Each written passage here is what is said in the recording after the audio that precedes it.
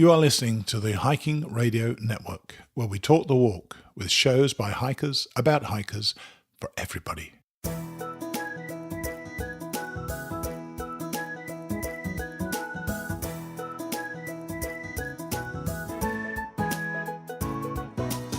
Mighty Blue on the Appalachian Trail, the ultimate midlife crisis.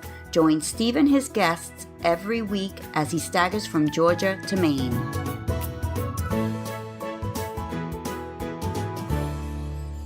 Hi everybody, and welcome back to episode number 77 of Mighty Blue on the Appalachian Trail, a member of the Hiking Radio Network and sponsored by our friends at Trailtopia Adventure Food. We've got a really packed show for you today. First up, we have a member of this year's class of 2018. Bill King is a retired school teacher and hopes soon to be a new thru-hiker. Bill's plan is to flip-flop this year. He's been following our show and has harboured an ambition to hike this trail for a few years now. As you'll hear from Bill, he has such a practical response to one or two of his limitations, and he has been preparing diligently to make the best possible attempt on his hike. Bill will be along shortly. After Bill, I've added an extra conversation about gear. This is with a guy called Kenny Flannery.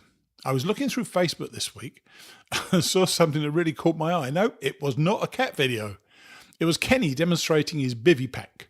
A bivy pack is Kenny's pack and bivy tent combo, weighing in at just over 1 pound. Imagine it, your tent and pack weighing just a single pound. I invited Kenny onto the show to tell you all about it. In this era of ever lighter gear, Kenny looks to be pushing the envelope even further. I've added a link to the video in the show notes so that you can get a better idea of what we're talking about. I've got one more interview, but before I tell you about that, I've got a bit of a sweet tooth to tell you about. Do you remember those days on the trail when you really need to treat yourself? You know, those days when you fall in the mud or the rain starts running down your neck, the rocks are driving you crazy, or even when you're just fed up. You need a boost, and when that happens, stop hiking, take off your pack, and treat yourself to one of Trailtopia's scrumptious desserts. Why not go for Rocky Road pudding, a rich chocolate pudding loaded with mini marshmallows and toasted slivered almonds. By the time you get that into your system, you'll be warm, toasty, and satisfied. Try Trailtopia Adventure Food, the best of home cooking away from home. The final conversation today is with Jack Masters, or Vagabond Jack. If you recall, Jack was our guest several weeks back, and we had hiked together last year with the fat guys and gals back in the woods. That 1 week trip woke in Jack a desire to hit the AT for a considerably longer period of time, and this February the 1st, he set off on his thru-hike. I told him that he should keep in touch, so last week I reached out to him. We had a short chat. Jack will also be along later. Now, a man who, despite being a retired school teacher, is as excited as a 5-year-old at Disney. Here is Bill King. Okay, we're on with Bill King. Hi, Bill. How are you? Hi, Steve. I'm doing great. Good. Now, you're a listener to the Mighty Blue shows from actually quite early on, I seem to recall. What actually got you into the show in the first place? I think I became Facebook friends with you. I can't remember the exact sequence, but I saw it on Facebook, and I started listening to it. And what attracted me to it was you had just normal people out there doing extraordinary things on the Appalachian Trail, something that I was really interested in doing myself. And it was just really interesting to hear their stories. I think, I'm glad you said that. I'm really glad you said it because for me, and I hadn't realized this was how it was going to work out, I didn't think this show would last more than 20 episodes, but I soon noticed that everybody who comes on, as you said, that they're normal people. They've all got a story, haven't they? And they've all got their own story to tell. And I love that part of it. Yes. I feel like I'm just the normal man. And it's kind of like listening to normal people just trying to achieve extraordinary achievement. So yeah. It's like your episodes and the people on your episodes have really, first of all, they've given me a lot of knowledge and they've inspired me. Really, they have. Oh, that's cool. Well, now you've done an extraordinary thing as well. You're a retired school teacher, so the job didn't the job didn't kill you. You actually got to retire in school teaching, and I understand you got interested in the trail about 2 years after retiring when you saw a slideshow of an AT hike by a recent thru-hiker. How did that spark an interest, and what was it about it, and what was it about the AT that got you interested in the possibility of a thru-hike? Sure. I was like a lot of retired people. After I retired, I was a substitute teacher for a year after that. And that just wasn't my thing. Yeah. And then I kind of floundered. I didn't know what direction I was going to go because I was always focused on teaching. And then I saw this in the paper. A retired teacher was doing a slideshow one night, November, December, and I went and watched it. And I remember that. I'm kind of embarrassed now to say it. I remember watching it thinking, you only did this once? What's the big deal? And I know it. He didn't make it seem, his confidence as he spoke, he didn't make it seem all that difficult. And I left there thinking, well, I'm going to read more on this and see what it's all about. So I started reading his book and more books and watching videos on YouTube. And then I quickly came to the realization that I was so wrong. It was very difficult, but it was so out of the ordinary for me because I didn't grow up hiking or backpacking, and my wife and I didn't do that with our own children either. Yeah. So now this was really something out of the box, out of the ordinary for me too. So I got into it very slowly with day hikes and kind of progressed from there. Right. Wow. So you had before then you had no background of even day hiking. No. Going out, walking around town with my wife after dinner at night was basically a real chore. I did it just to make her happy. Going around shops with my wife, I refer to as caddying for my wife. Like you caddy on a golf course. Now, I mentioned earlier that you were a listener to the show and became Facebook friends. In your posts, more over the last in the last 7 or 8 months, I've noticed that you've had quite substantial feet issues. What's the situation with your feet right now, and what was the problem?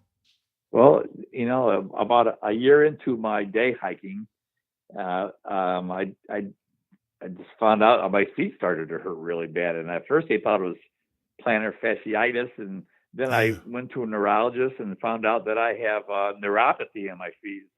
It's a progressive neurological disease.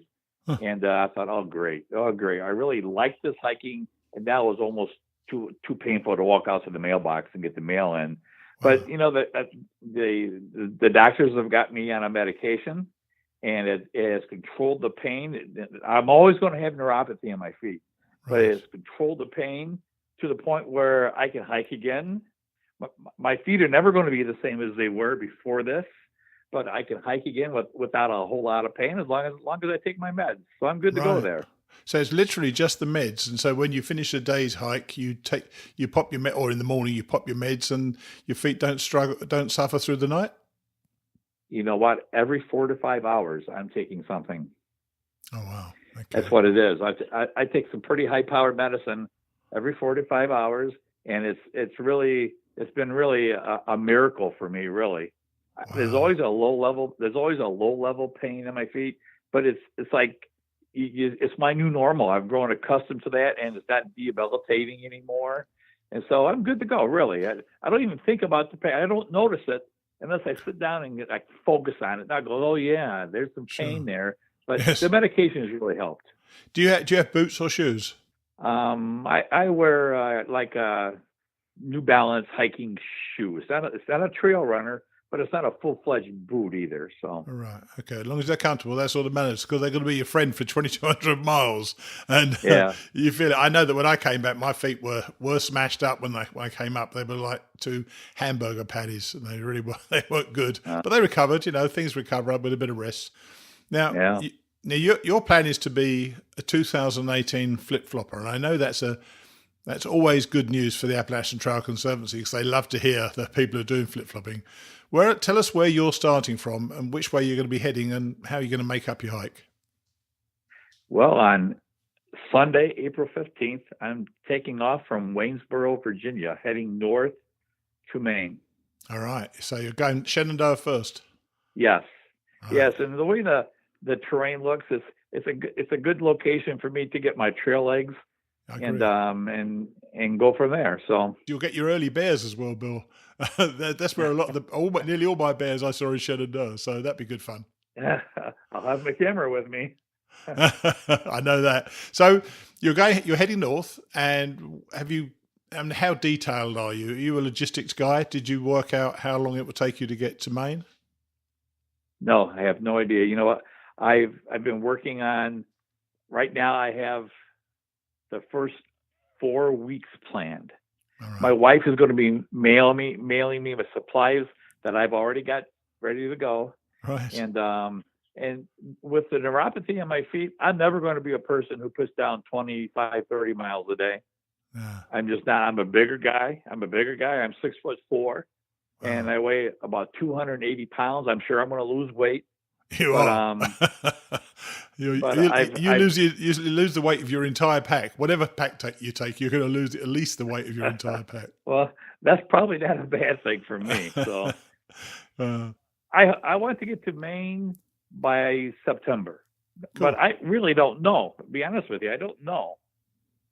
I think starting at Waynesburg is a pretty nice place to start. I would think going to the Shenandoah, I've not heard that before. Most people tend to go from Harper's north and then Harper's south, don't they? Yeah. So doing it your way, I think actually Shenandoah is a really lovely introduction to the trail. It's not too onerous to start with, and it's really well looked after. Many of the paths are really well looked after, so that will you'll certainly get your trail legs going in there. Now, why is 2018 going to be your year? Why not 2019 or perhaps even last year? Well, last year was going to be my year, Ah, but in May of 2016 on a hike, I fell on the trail and shattered my shoulder socket, and I tore pretty much all the soft tissue in my shoulder, and so I had to have extensive surgery and rehab, and my shoulder just wasn't ready for last year in 2017. But I rehabbed it for almost 2 years now, and where it's just as strong as it used to be, and I don't have much pain in it. And so this year is my year because last year it just didn't turn out for me because yeah. of my injury. You struck by the serendipity of time, the way in which there's sometimes a time you can do stuff, and there's just sometimes a time you can't do stuff, and Yeah, things work out, and suddenly a confluence of things makes this your year, and I love that how that works out in people's minds as well. I agree. I Yeah, agree. And I'm ready to go. If something were to happen right now, that I'd have to put it off for another year to 2019. I suppose you have to go with the flow, but sure. I would be really disappointed because I'm ready to go on this hike right now. Yeah, Physically, I'm cool. ready to go. Now, I know you're a big lover of nature photography, and in fact, I'm going to ask you in a minute to describe something you posted a lot of pictures about earlier this year. I do. Will you be using the trip to further the interest of your photography? You're going to which camera are you going to use, or is the iPhone adequate for what you do? Well, so far, my iPhone is all I use, and I've gotten some pretty good shots. I noticed on my iPhone it's not real good for zooming capability, and Yeah, that's a limitation. I've kind of been looking for a lightweight phone that I could, or a camera that I could do that with. But right. so far, my iPhone has worked out well for me and all the pictures I post on Facebook. And yes, I think I've told you before when I talk with you, if I'm hiking and if I see a butterfly, and I really like wildflowers, and butterflies, I just You do. do. And if I see a butterfly that I don't see here in Ohio, and if I have to chase that butterfly around for half an hour or so to get the perfect shot, I'm probably going to do it and worry Good for about the you. mileage on the trail later. I want this to be an experience for me rather than how many miles am I going to cover every single day. Yes, yeah. So, I know you can get, Bill, you can get an attachment to the iPhone which allows you to zoom in really, really close.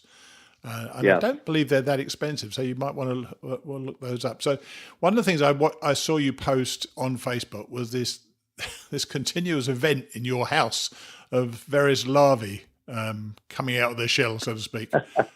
What was that Yeah. about? What got you into that? I I love monarch butterflies, and a monarch caterpillar. A monarch caterpillar out in the wild stands a very little chance of forming its chrysalis and coming out as a butterfly. Nature kind of sometimes takes care of those, and birds eat them, and wasps will sting them. So what I do whenever I see a monarch caterpillar on a milkweed plant, I snip off the plant and bring in. I have a butterfly cage in my house, and I bring the caterpillar into my house and let it do its thing. And when it's ready to when it forms its chrysalis and then comes out later on as a monarch butterfly, I release it, and I get great joy out of doing that. I bet you do. I guess it's back to the butterfly thing again. So. Wow! When I watched your pictures, they were fascinating to watch. Were you sitting there for quite a long time just watching them? It must have been. Yeah, I videotaped with my camera. I recorded it, not taped it. I recorded with my iPhone the actual butterfly splitting open his chrysalis and coming out as a brand new monarch butterfly. Right. And it was such an interesting thing. It was really interesting. You said, you're going to be chasing the butterflies around. You're going to be also taking several of the blue blaze opportunities on the trail, because there are several spots on the trail. If there's a vista, a view, there'll be a little blue blaze to it off the trail. You're going to take some of those opportunities to just go out and just smell the roses. I am. I'm absolutely planning on doing this. One of the reasons I am doing the flip-flop is because I don't think I could start in Georgia, Springer Mountain, the normal time everybody starts, and get to Maine in 6 months or whatever the normal amount of time is. So doing it this way gives me, I guess, the freedom of maybe having a longer hike that might take 7 months, or 7 months, more than 7 months. Sure. And if it takes more than 7 months, I'm pretty sure I'll get to Katahdin before the weather gets really bad in October or whenever that happens. Yeah. And then I can just go. I plan on going back down to Springer and heading north back up to Waynesboro. Oh, right. And I'm hoping, I'm pretty sure that some of my family members there will be there, and they can be with me as I finish my hike in a spot where I know they can be. I don't know if a lot of people would be able to summit Katahdin with me unless they're, pretty fit hikers. Yeah. So this way, my family can be there when I finish. So that's it's like an added plus for flip-flopping for me in that spot. I bet that would be an emotional time for you, man. I'll tell you, when you get there and your family's waiting for you at the finish line. It'd be awesome. At first I wanted that iconic moment that everybody gets at Katahdin when they finish. I've seen your photograph that when you finished, yes. Gosh, you look so joyful up there. I look crazy, didn't I?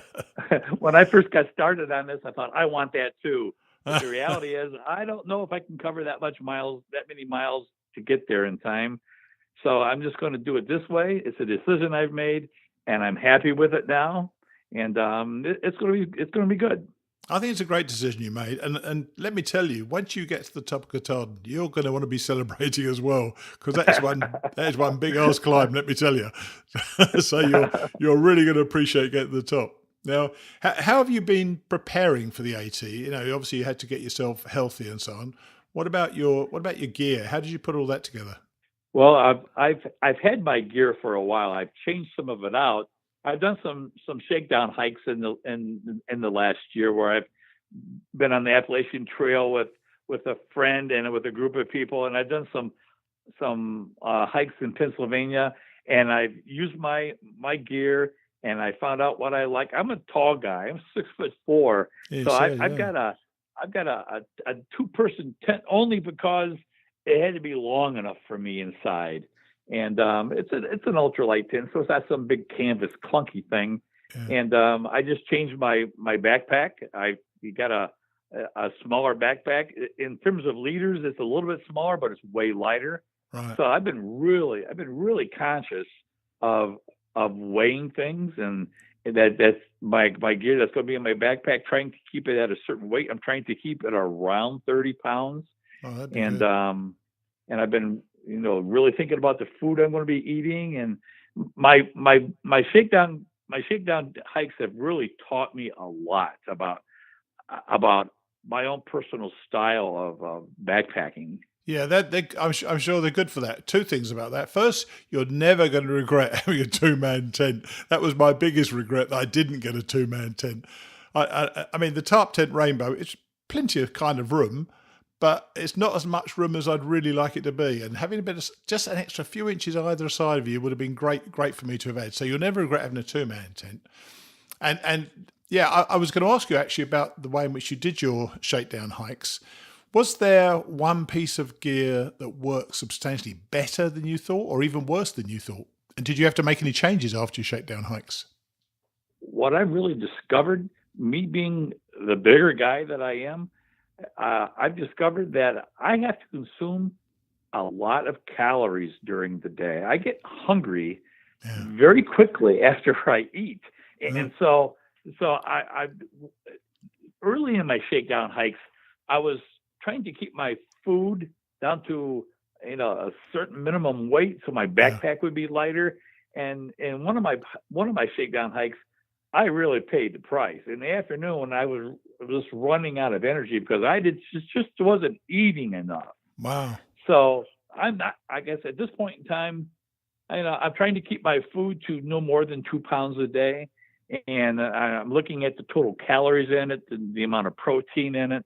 And so if it might not be a piece of gear, but I think one of the things that's going to help me get to wherever I want to be at the end of the day is the type of food and the amount of food I'm eating during a day, the amount of snacks I'm bringing with me. Yeah. And so, and my last hike I did on the Laurel Highlands Trail in Pennsylvania, I had the type of food that I thought would work for me.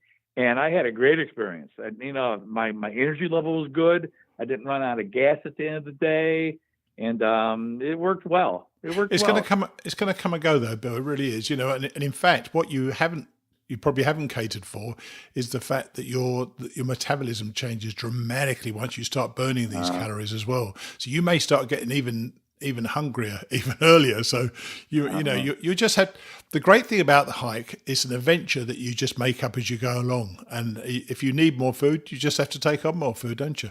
I guess that's, you have the experience in a longer hike. I don't. I haven't really ever gone. That's what I was wondering about. A week on the trail at a time. So, I've known people who have done a lot more experience of their shakedown hikes, but the reality is I've never gone more than a week of backpacking on the trail. So once I reach that 7-day point in April, it's gonna be like uncharted territory for me. But I'm looking forward to that challenge. I really am. I must say, when I see you, when I see your posts on Facebook, you sound so excited about it. And I also see that your former students have stayed in touch with you, which is a real testimony to what a great teacher you must have been. What reactions are you getting from them about the hike, and how much are you going to share that with them when you get going on the hike?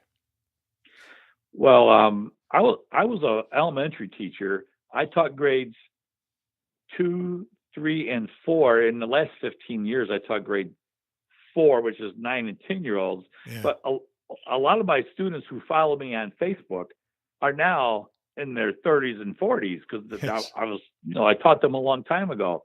Yeah. And from what I gather from them, they think it's really cool that their former teacher is challenging himself in his retirement years. And I've told people this before. Both of my parents died of various forms of cancer in their 50s, and they never had a chance to retire. Yeah. And me, myself, when I was in my early 50s, I got bladder cancer myself, and I've survived that. I'm healthy today. I have no problems with that. But at that time, I thought, there you go. We kings, we die of cancer in our 50s. So I want to challenge myself in my retirement. I just don't want to sit on the couch and watch TV. I want to do something that's it's like a goal. I'm working towards achieving a goal, and I think my former students recognize that. Here's their former teacher, still working hard even in his retirement years. So that's right. That really is. And I appreciate their encouragement. They're great. I've read a few of them, and they're really funny, and they're just so excited for you, which I think is wonderful. But and talking about people's responding to you, how did your friends approach it, and what do they think about you going on this adventure? You know, my friends think it's really cool that I'm doing this, but they think at first they thought I was just going to go for a week or two, and then when they found out that I'm going to attempt all 2,200, almost 200 miles of the Appalachian Trail, they're a little bit flabbergasted. That's a long hike. Then they want to know how long I'm going to be gone. Because, well, over 6 months probably. Yes. Then they're kind of shocked. Like, why would anybody want to be gone from home for 6 months? So people have been really supportive. Rarely do I get any kind of negative vibe from anybody. I work out at a gym called Anytime Fitness, and everybody over there, I work out with my backpack on. I get on the treadmill and I work out, and I've been working. I'm sure that was a strange sight at first. Here's a strange guy working out with a backpack, but they're used to seeing me, and I've been working out with the trainer, trying to rehab that shoulder and get myself in overall better condition. And so that place, and my wife and my kids, they've all been so supportive of me. I think a little apprehensive. I'm either their husband or their dad, and they're worried about, listen, I have proven that you're only one step away from ending your hike when I fell and shattered my shoulder. Yes. So they're worried about how I'm going to be on the trail, but it's a chance that I'm going to take again. So what was actually your wife's initial reaction? Because there must have been a moment when you said, now I've got a little bit of news for you. I'm going to be doing this next year. So what did she say? When I first got interested in this, I sat down and talked with her about it, because if she had great misgivings about it, I wouldn't do it. Just wouldn't do it. We have a happy marriage, and if she thought that this wasn't something that was good for the marriage, there's other goals I could have pursued in life too. Yeah. But she's very supportive. She's always been very supportive of things I've tried to accomplish in life. And so there's really, I think as we get closer and closer now to the actual time of me leaving, and she realizes she's going to be by herself here at home for hopefully for an extended length of time, she's more, I guess, contemplative about what it's going to be like for her and what it's going to be like for me. But no hesitancy. She hasn't asked me to reconsider and change my mind. So I've had just I guess good thoughts from my entire family about this. Well, she sounds entirely like my wife. She got nervous about it. There wasn't a moment she wasn't worried about me, and your wife, I'm sure, will continue to worry about you until she sets her eyes on you at the end, back in Waynesboro. But at the same time, my wife never asked me not to do it either. So, supporting the person you love in something they want to do is great. Now, one thing I want to say to you, though, this is going to be it certainly was for me. This was a massive culture shock for me. You're mixing with a lot of these youngsters, and you're a retired school teacher. So how prepared are you for this somewhat more bohemian lifestyle, let's call it? Frankly, I don't know if I'm prepared for the culture shock of it all. I'm hoping that the thing that sustains me is, it's not something I woke up yesterday wanting to do, and I don't have much invested in it. Yeah. I have a lot of myself invested in. I'm not talking about money. I'm talking about, I hate to sound corny, but hopes and dreams invested in this. Entirely get it. Entirely understand. Yeah. So I hope that, obviously the going's going to get rough, and I'm going to question whether or not I want to continue doing this on the trail. I'm hoping that I'm going to remember this, how hard I've worked to get to this point. The surgery I endured, the pain in my feet I've endured and overcome. I'm hoping that all that is going to remind me that, the hardship of being on the trail is worth it. I'm hoping, but like I said before, I've only ever been backpacking for a week at a time. So I don't know, but I'm hoping what I just explained is what sustains me during the rough times. Yeah, I'm sure. And in fact, I think the people you run into, you're going to be more than pleasantly surprised how supportive they are and how in sync with them you are as well. And very, very quickly, you all become imbued with this same purpose. And it's a wonderful, almost a team game, even though it's your individual hike. It's almost a team effort to get to Katahdin and, and getting all the way down the trail. Well, that sounds great, because I've really rarely do I hike with anybody, because around here it's just not many people out there doing it. Right. So I'm looking forward to meeting like-minded people on the trail. Great. You're going to really enjoy it, I tell you. Now, is the solitude, though, an attraction for you, or are you actually looking to hike with others as the opportunity arises, or you're just going to play it by ear? Well, if and when I meet other hikers, I'm certainly not going to segregate myself from them. But like I said before, I spent most of my time hiking in the last few years all by myself. Yeah. And, when you're alone with your thoughts, it gives you a chance to think. And it's really led me to be more grateful for the things I have in my life. It gives you time to be reflective about what you have in life. And thinking about my parents and some friends who have passed away and who haven't had the chance to retire and pursue other goals in their retired years. So I think the solitude has made me into a really, and I hate to say it like this, but I think the solitude of the hike has helped me become a better person. Yeah, I think a lot of people feel that happens to them as well, because it allows you to think about your attitudes and perhaps reassess one or two of them, or even just affirm one or two of them. And that's not a bad thing, is it? No, I think it's a great thing. You told me when we spoke about this before that you're going to approach the hike like a lesson in school. What do you mean by that? Well, I am. I guess it's my background of over 35 years as a school teacher. Every lesson I ever taught, I had 4 components to that lesson. I had the goals I wanted to achieve, the materials I needed for that lesson, then the procedures, how I was going to teach that lesson. Then when I was all finished, I evaluated how successful was I in that lesson. Wow. So as I prepared for this venture, I've kind of approached it like that. My goals, the materials I need, the procedures I would use to achieve this, then evaluating. I evaluate myself all the time as I hike, and what works for me, what doesn't work for me. And I guess I was just taking my experience as a school teacher to this next. My trail name, I've given myself a trail name. Good for you. Field, right too. Field trip. Yes. Field trip. I've planned field trips for my students for over 35 years. Finally, I'm planning. This retired teacher is planning his own field trip, and I'd say it's been great fun planning it, and I'm looking forward to it. Well, I know you listen to a podcast, and I think I mentioned it on this podcast before, but certainly on the other one, the Return to Katahdin podcast.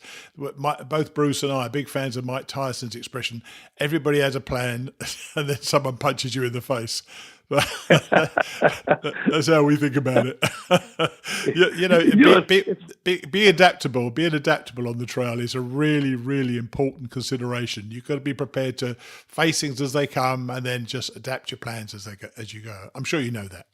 I know it, but what's really helped me is listening to your podcast of all the experiences of all your guests and how they've handled adversity on the trail is kind of giving me something to maybe to lean on or to grab a hold of when that same thing happens to me as I hike. So your podcasts have been really a big help, more than just entertaining. They've been a big help. Oh, good. I'm really pleased about that. I appreciate you saying that. Now, there's a couple of other things. A couple of quick questions at the end. Is there one particular benefit that you'd like to gain from the hike, on the assumption that you finish? And let's say even if you don't finish, if you go for say 600 miles, is there something you really want to gain from this hike? I guess I want to gain from all this is the experience of doing it. And being a former teacher, what I want to do is take this experience of what it takes to achieve a goal and take it into schools and help especially elementary age kids, and help them understand that, what the beauty of nature and the hard work it takes to achieve a goal, and just take this whole thing into schools, into maybe not in a school-wide assembly, maybe like in an individual classroom where I can really connect with kids like I did as a school teacher. So I hope when I'm all done with this that I've had former hikers say that one of the things they worried about when they got off finishes was what's next? What do they do now? Yeah. And I hope that what I do next, or what I do then, is to take that experience, kind of like that. When I first got interested, I saw that slideshow from that retired teacher near Cleveland, and that whetted my appetite. I hope to do the same thing, but maybe not particularly adults, but with kids. Yeah. Well, funny enough, one of our listeners, and she's lived locally here, she contacted me and asked if I would come and talk to her. I think they were 7, 8, and 9-year-old kids. And I took a little presentation, and I tell you what I took with me. I took my pack, but I actually put a 40-pound bag of salt in it, because my pack was 42 pounds when I started. And they tried to lift the pack. It was hilarious seeing them. They just loved it. So getting that presentation together once you finish and taking it into schools will be a real boost to them. So I know that she told me that the kids absolutely loved it. So I think that'd be a lovely thing. I bet you they did. I could just see a little kid trying to lift that backpack. So yes, exactly. Yeah. So we know what next is. What is next? You're going to go into the schools, but do you think you're going to take on further adventures, or is this your one shot at it? You're not going to do any other long walks? Oh yeah, I don't want the Appalachian Trail to be my first and only long walk. Excellent. I really want to continue. Where it's going to be, I have no idea, but. Yeah. But I really want to continue it. I really do.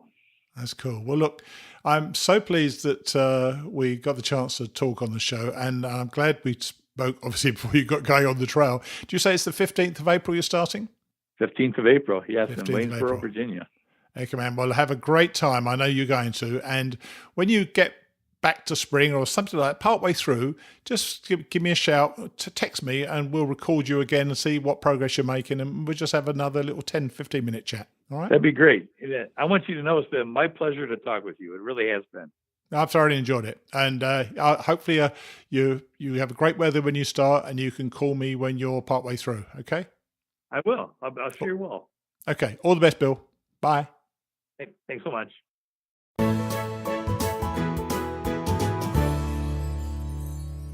What a thoughtful man, and what ambition for his after-hike life. He wants to share his stories with school kids. How nice is that? I also admire his almost dismissal of the neuropathy in his feet. He's got an issue, he takes his meds, he accepts he's going to have some pain, and then he gets on with it. The only concern I had for Bill was the fact that he already eats a lot. Man, when his hiker hunger kicks in, he will be wanting about 5 pounds of grub every single day. The other thing that struck me was the fact that Bill was inspired to hike the trail when he listened to a former hiker's presentation. To all my fellow thru-hikers out there, realise what a story you have to tell. Take the opportunity to speak when and wherever you can about your journey. You never know, you could be responsible for a fellow human being making that decision that changes his or her life forever. So share your stories. And if you've got some good stories, come and tell them to me and the listeners. For this next little interview, I've got Kenny Flannery introducing his bivy pack. In a bit of a first for the show, Kenny emailed me his side of the audio, and it was far better than what I'd recorded through Skype, so I put together the two separate sides of the conversation in the mixed show. I think it sounds pretty good. Here's Kenny and his bivy pack. Okay, for this little section of the show, I'd like to introduce you to a guy called Kenny Flannery. Hi, Kenny, how are you? Good. How's it going, Steve? Pretty good. And the reason I got asked Kenny to come on, I saw on Facebook yesterday, I'm not sure it was a Kickstarter campaign, or I know it was part of a Kickstarter campaign, but somebody had posted something about this amazing thing called a bivy pack. And I'd never seen it before, and I thought it'd be interesting if Kenny would come on and talk about it. So firstly, Kenny, tell us what the bivy pack is and how did the idea come to you? Yeah, so it's simply a backpack that turns into a bivy tent. So the idea of it is that the frame of the backpack then becomes tent poles. So it kind of saves weight. And in that way. And I came up with the idea. I've been on the road for about 10 years, just living out of my backpack Wow. 100% of that time. So I don't know, when I first got out, I'm sure it's like a lot of people on the trail. I had 60 pounds and way too much stuff. Yeah. So I was just trying to get rid of things quickly, and I just had this idea while I was laying in my regular bivy sack that I could probably make the two one and the same, because I was never using both at the same time. Like if I was in my bivy sack, my backpack was just next to me. If I had my backpack on, obviously the bivy was just shoved on in there. So slowly but surely the idea kind of fleshed out. So what skills did you have to do it? In the beginning, just an idea. And then I met someone who was actually in Georgia who was about to hike the Appalachian Trail. So he had started making hammocks and sleeping bags and other things. And that was James. That was James, wasn't it? Turbo, who I actually hiked with for a day or so when I did my thru-hike as well. Small world. Yeah, it's pretty funny you mentioned that. So yeah, it's funny that I meet a lot of people from the trail, and then I'll bring up a name of someone that I know, and they kind of know them directly or indirectly. Cool. So what did he bring to the what did James bring to the party then? Oh, so he was already making gear, so he knew his way around a sewing machine, and he knew about different types of fabrics. And so when I told him the idea, like I was telling everybody the idea, he was the first one to say, "Oh, well, we could go upstairs and try to make that." Wow. So try to talk us through what it actually is. I mean, I know you said what it is, but basically it is literally a backpack which weighs about 1.5 pounds, I believe. I did a Kickstarter 2 years ago, and that version weighed about 1.5 pounds, and now it's actually closer to about 1 pound even. Wow, man.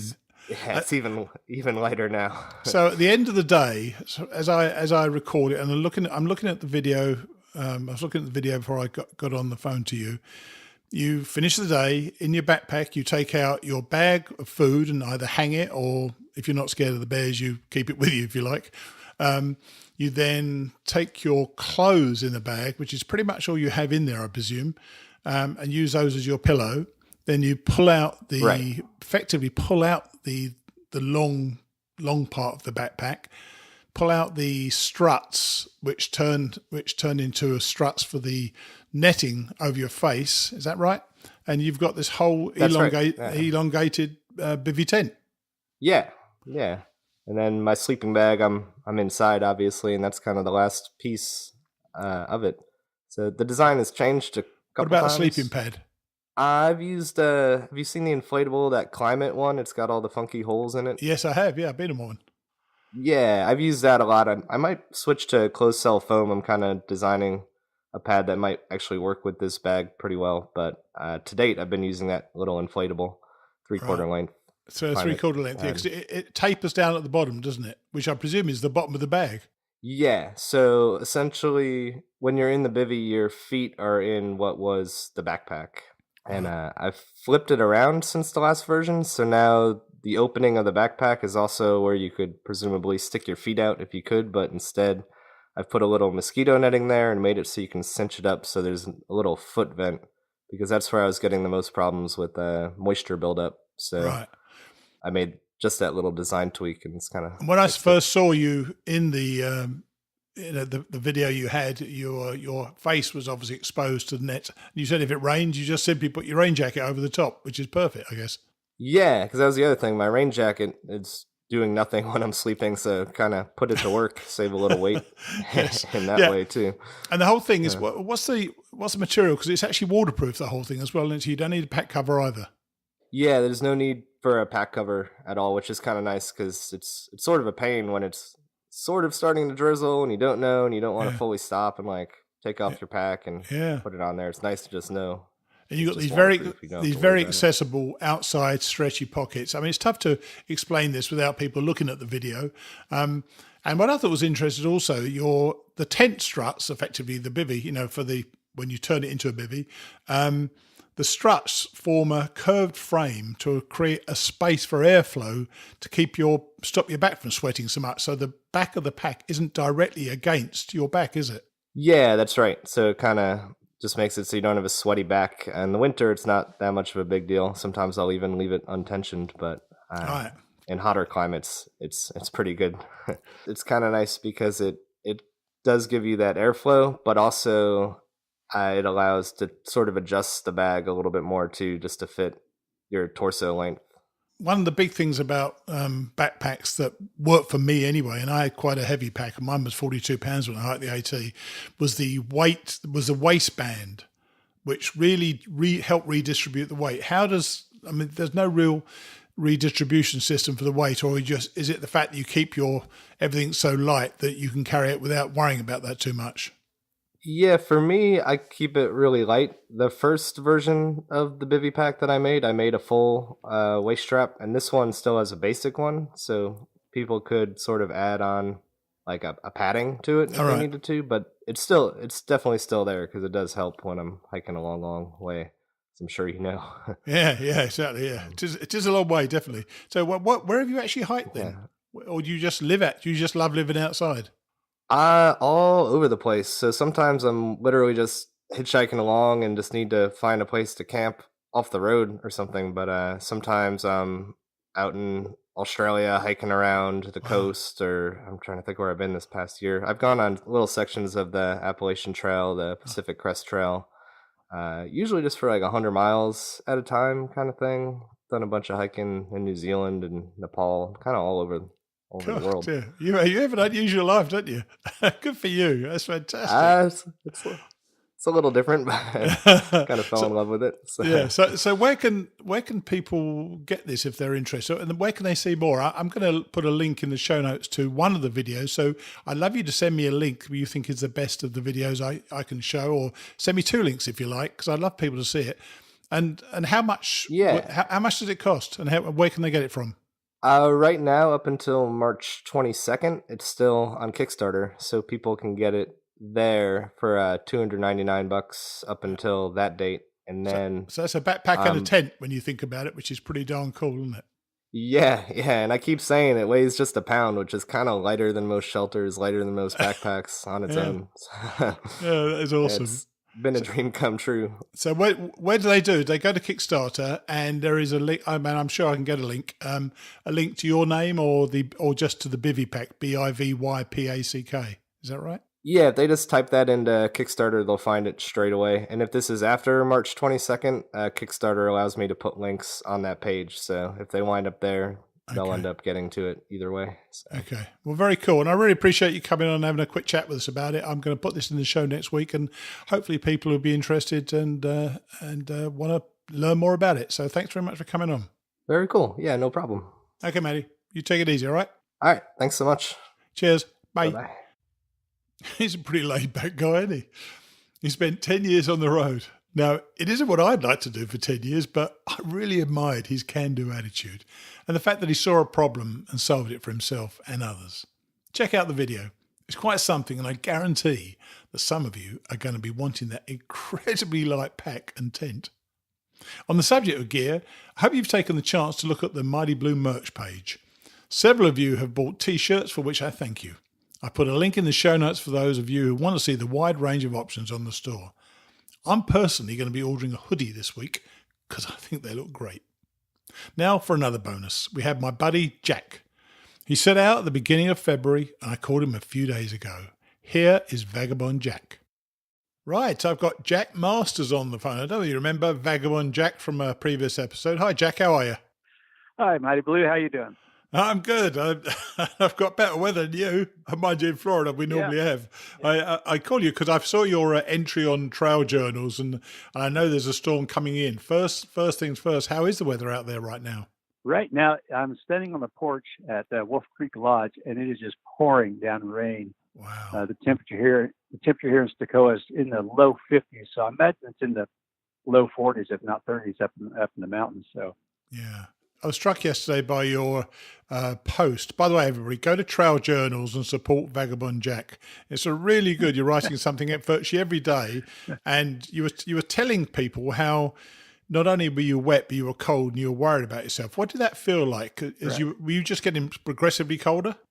Well, as I said in the journal, and I've hiked in rain before. We hiked unbelievable rain last summer, and Every even day. earlier, right, and even earlier in this trip, I've hiked in a lot of rain and heavy fog and mist, and I never had a problem with the cold. I guess there have been unusually warm temperatures in this part of the country last couple 3 weeks, and I've had some nice days, but I've hiked and got wet, no big deal. But yesterday, I was not only wet, but I started getting cold and chilled to the bone, Yeah, it's not good. I started worrying about, oh my gosh, I plan on going another 9 miles, and I finally realized I just can't go on. I'm getting chilled to the core, and my hands and feet were getting numb, and I was just soaking wet. And I realized, and I started to feel a little bit confused. And I know that's one of the early signs of hypothermia. And I thought, I need to get off this trail. Good for you. Good for you. So I was a wuss. You know what? I put a, I don't know if you saw it, I put a comment on Trail Journals. You did absolutely the right thing. You got to listen to your body. Yeah. When your body tells you to get off, you got to get off, man. I tell you. Right. By the way, while you're on the phone, how about this as a coincidence? Jack texted me just now to record him, and I'm now recording it, and I'm looking at my screen. My screensaver just changed, and it's a picture of all of us at the last year, starting the Fat Guys Back in the Woods, and there you are on the left-hand side staring at me from my screensaver. That is so weird, I tell you. That's pretty good, yeah. So tell me about it then. So you started feeling colder. What did you do?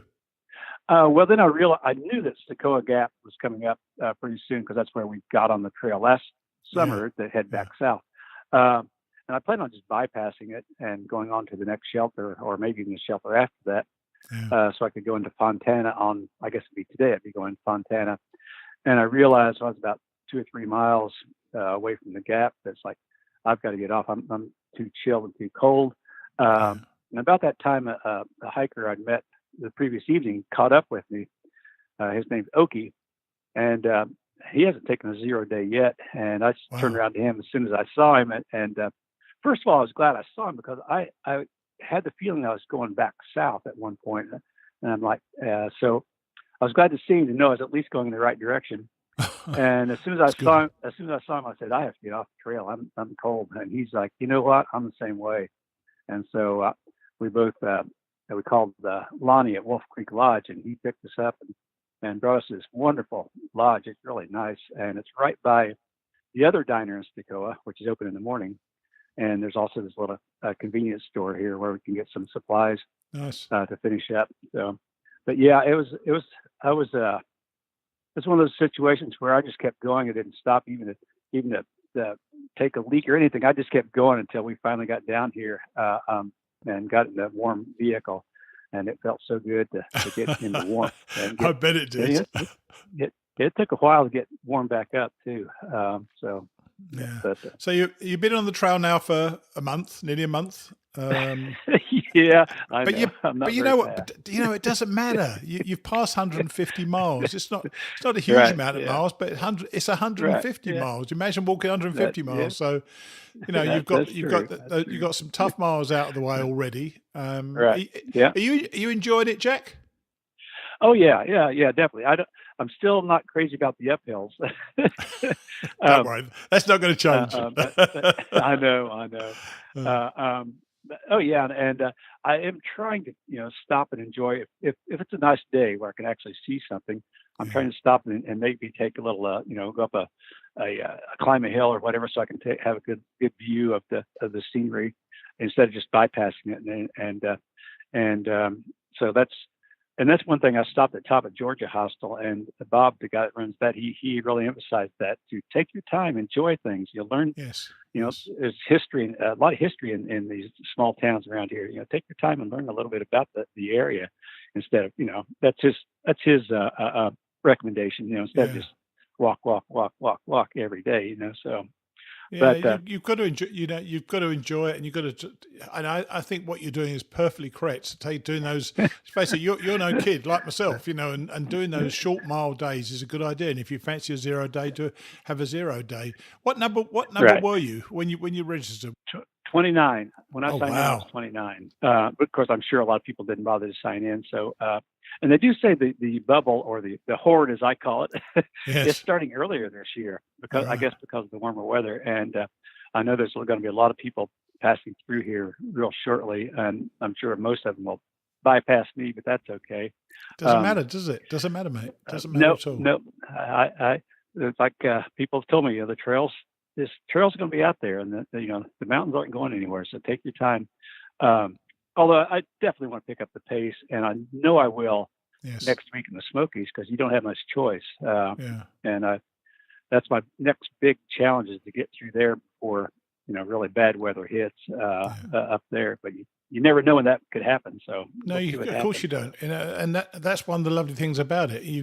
You've got to choose, or you've got to find your own rhythm to your hike. I found it took me at least 200 miles for my legs were anywhere near okay.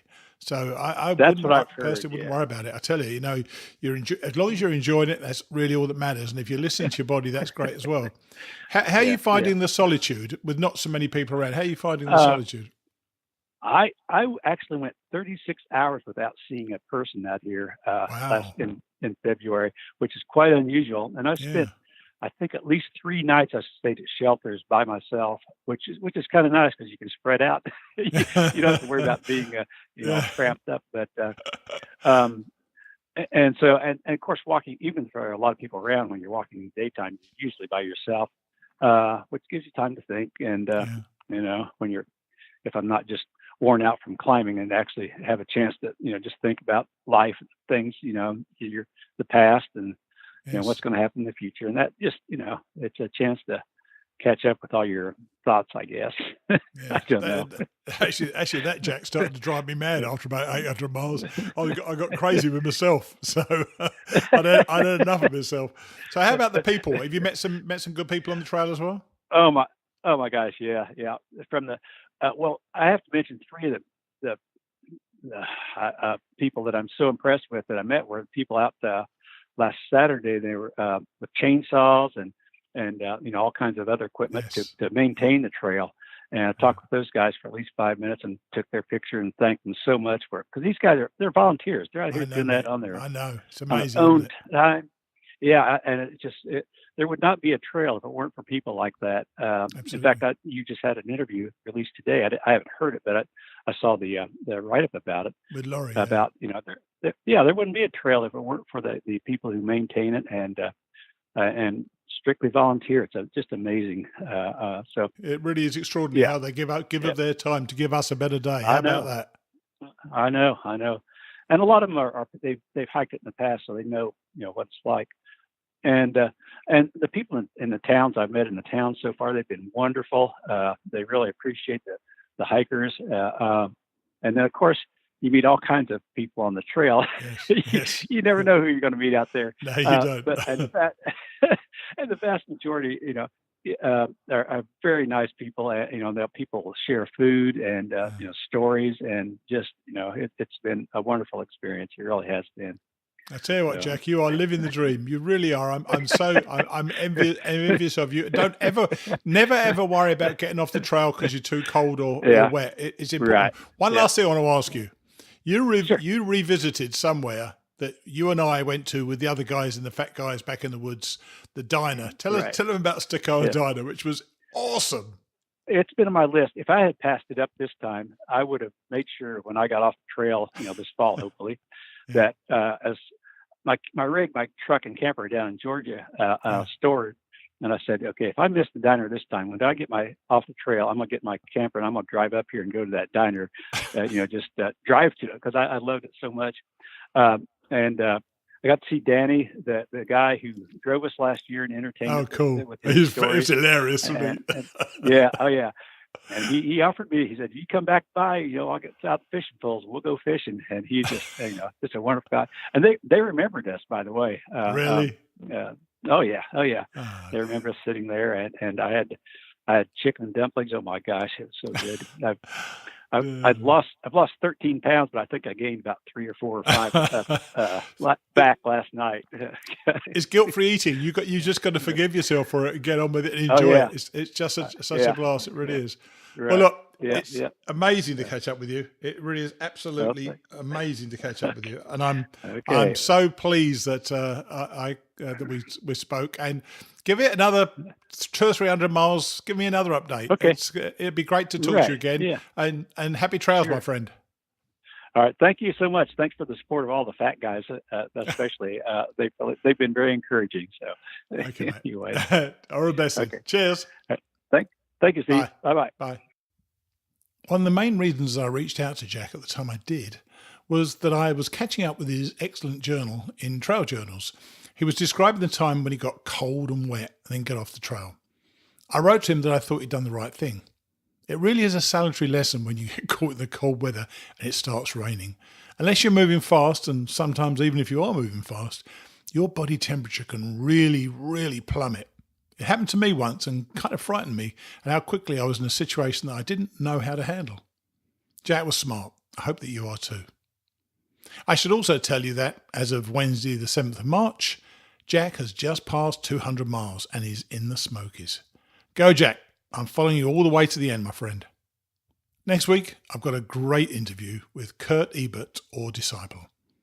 As I've mentioned from time to time on the show, I'm not a man of faith. Kurt Ebert really is, and we had a very respectful, very interesting conversation about his story. Believe me, this is an extraordinary story that you will not want to miss. With such a packed show today, I'm just reading the first part of chapter 12 of Earl Schaefer's Walking with Spring. Earl is in the White Mountains and he goes above timberline for the first time. I remember when I did that. It truly was a moment that will stick with me forever and ever. I think it did the same for Earl. I'll see you next week.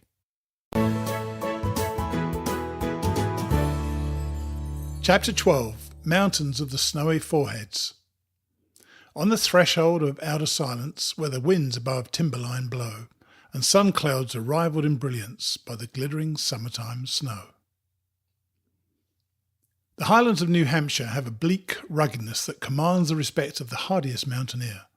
Some of the worst weather on earth occurs here, with winds of more than gale velocity and temperatures of polar intensity. Freezing weather is possible in midsummer, and a snowstorm can follow hot weather within an hour. Almost all weather tracks known to the North American continent converge here, from Greenland or Hudson Bay, from the Great Lakes, from the Appalachian valleys, and from the coastal Atlantic. The results can be overwhelming. Many people have died because they didn't know or ignored these facts. Precautions should always be taken. Scanty clothing should never be worn above timberline, and emergency rations and gear should be carried. The Indians called the White Mountains Agiochuk, Mountains of the Snowy Foreheads. They never ascended the highest summits, believing them to be the abode of the Great Spirit, and that anyone who climbed there would be doomed to wander forever with no hope of reaching the happy hunting ground. Yet one legend told of a man and wife who climbed Mount Washington to escape a terrible flood and returned to repopulate the land. Today the area is mostly national forest, crisscrossed by foot trails and visited by millions of people. After crossing the Connecticut River on the highway bridge from Norwich, the trail passed through Hanover past the Dartmouth College campus. This school was originally founded to train missionaries to the Indians and the Indians themselves.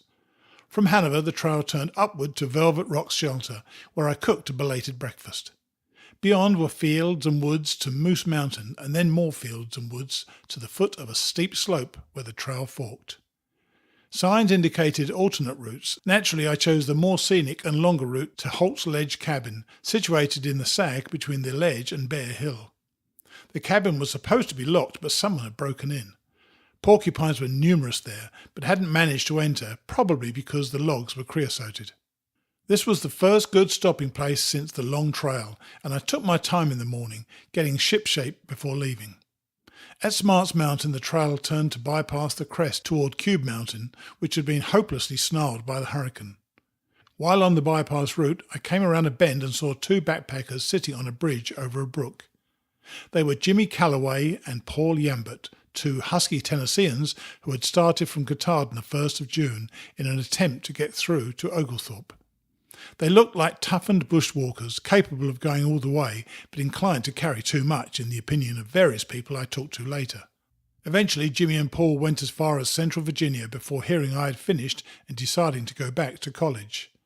3 years were to go by before Gene Espy duplicated my south to north trip, and Chester Zingielewski and Martin Papendick completed the trip north to south the same year. The summit of Cube Mountain has twin tops with boulders and spruce thickets between. I heard shouting ahead and found a group of boys at the lean-to.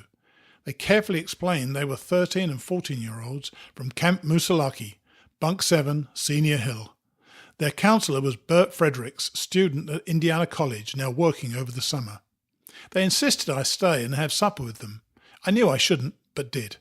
It was a hectic affair of burned raw potatoes, black red hamburgers and hastily heated beans, using my cooking grease and kettles, 2 incidentals they had forgotten to bring.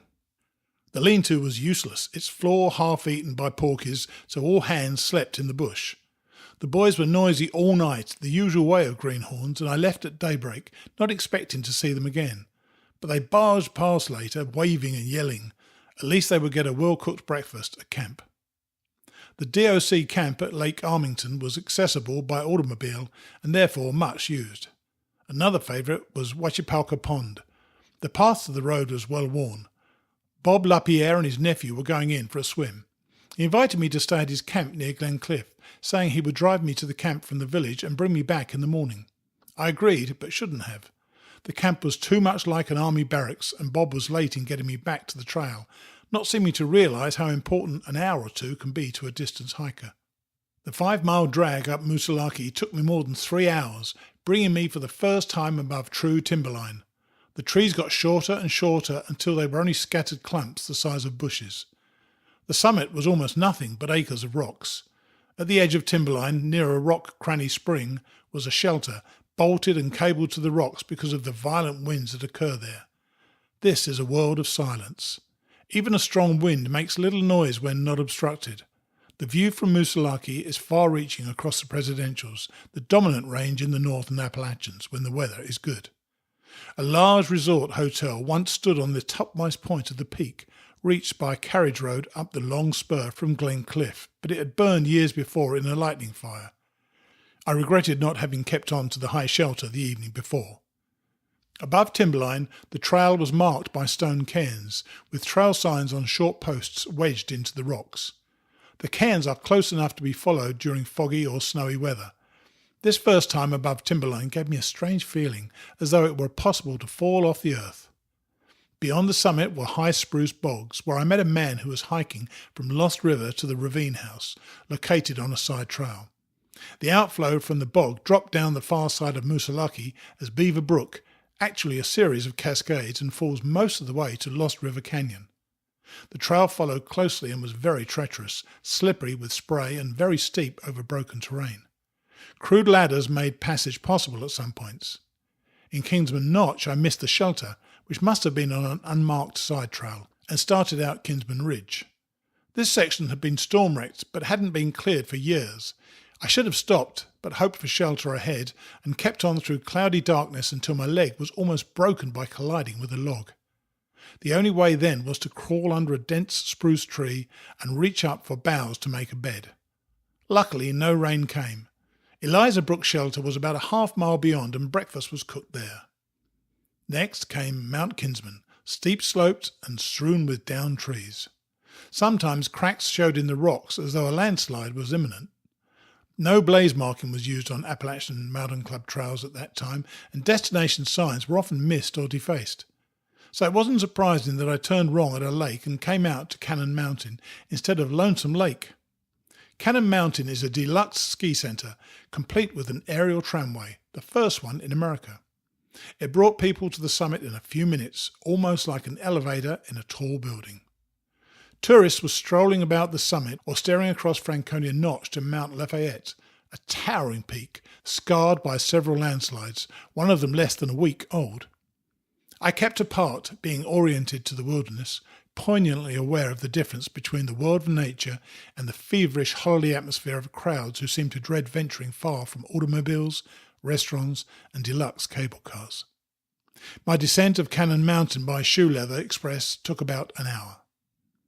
A man in Franconia Notch told me that Greenleaf Trail ascended to Greenleaf Hut on Lafayette, intercepting the AT there, but starting up so late was not advisable since the slide had torn out a part of the trail. It had started high up in the usual way, a boulder or two breaking loose and starting a chain reaction of rocks, trees and earth ripping a great white gash in the mountainside, almost to the highway in the notch. When I got that far, some footprints indicated others had crossed the slide, so I did likewise, pausing midway to snap a picture of the great stone face, jutting prominently from the side of Cannon Mountain. This awesome natural wonder, immortalised by Nathaniel Hawthorne, is seen by many thousands of people from Profile Clearing in Franconia Notch. Black flies were bad, so I broke off a spruce bough and was absent-mindedly waving it over my head when arriving at Greenleaf Hut. Two young men, pitching horseshoes back of the hut, stared at me and my spruce bough. "I'm not bushed, just allergic to flies," I assured them hastily. They were Bill and Craig Biddle from Philadelphia, practically neighbours of mine. Then Ed Hertzberg of Yellow Springs, Ohio came out and asked if I was staying overnight. He and his wife were taking a mountaineer vacation for the first time in 10 years. While we were talking, Pete Walker, at least 6.5 feet tall and hailing from Washington, D.C., came in, followed by Dave Kressler of North Conway, Massachusetts, and Don Grout of Irving-on-Hudson. When told that I would be moving on a mile or two before stopping for the night, they looked up at the rocky upper reaches of Lafayette, almost obscured by threatening clouds, and reckoned that wasn't a good idea. I finally had to admit that a temporary lack of funds was the reason. Ed Hertzberg immediately offered to pay, but the hut crew huddled and came up with this remarkable document. Attention all huts. This man has already walked 1,700 miles of the Appalachian Trail and is about to do the last 300 of it. We at Greenleaf, in view of his tremendous accomplishment, feel that Joe would be only too willing to deadhead him through any of the huts in the system. We know that you will all follow suit in aiding him to reach the end of his trail. Pete Walker, Hutmaster, Dave Kressler, Assistant, Don Grout, Crew. My offer to forward payment later was firmly rejected. Ed remarked that the proper way was to pass the favour along to someone else. Wouldn't it be a nice world if everyone had that philosophy? Even though mealtime was long past, the crew insisted on cooking a special supper, while the talk was constant and enthusiastic. The hullabaloo finally subsided, and all hands retired to dormitory cots. To realise the implications of the hospitality, one must understand that supplies for these lofty hostels were brought by donkey pack train or backpacked by the crew themselves. These young men, usually college students, handled the chores of the hut system, cooking, ship-shaping and handling pedestrian traffic. Their capabilities and dedication are legendary. Many prominent citizens were formerly crewmen. Rain fell during the night as expected and continued through early morning, with Lafayette swathed in ominous cloud. After washing the dishes, we waited around for a break in the weather. The Biddles were the first to go, heading for Profile Clearing. Then the Hertzbergs left for Lonesome Lake, leaving me to face the cloud-swept timberline. The hut crew came out to watch and bid me, "Have a good trip," as I shouldered the smoky old pack and even picked up the spruce bough where it had been left by the door. I've often wondered what those guys were thinking as they watched me climbing that rocky peak into the clouds. The trail now crossed barren rocks, mile after mile. Clouds trailed by haphazardly, but the rain had stopped except for the occasional squalls. Visibility was poor, but the cairns kept me from getting lost. This was my first real taste of timberline, for hours at a time. Mid-afternoon brought me to Galehead Hut, where a crewman immediately heated water for tea. Yodels drifted down from nearby heights and the crew went outside to answer. I met the party soon after starting on and they looked very tired. The rain quickened as I reached a timely haven at Zeacliff Shelter, located by a small lake near towering cliffs. My bed was traditional, a thatch of spruce boughs. Meanwhile, some marsh peepers were sounding along the lake, their silver voices blending with rain on the roof in a wilderness lullaby. The hut crew at Zealand Falls had left a note on the door saying they were out for supplies.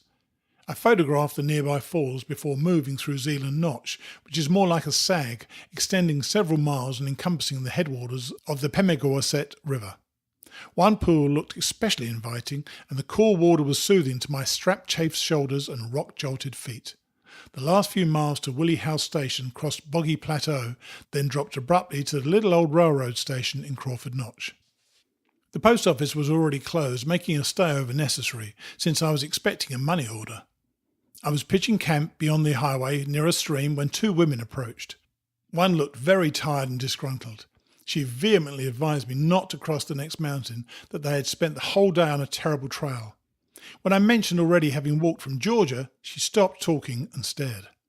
The younger woman then asked questions about obtaining supplies and the hazards of travelling alone. Soon the rest of their party came up, some of them in a state of collapse. The man in charge was relieved to learn that they were so close to Woolly House.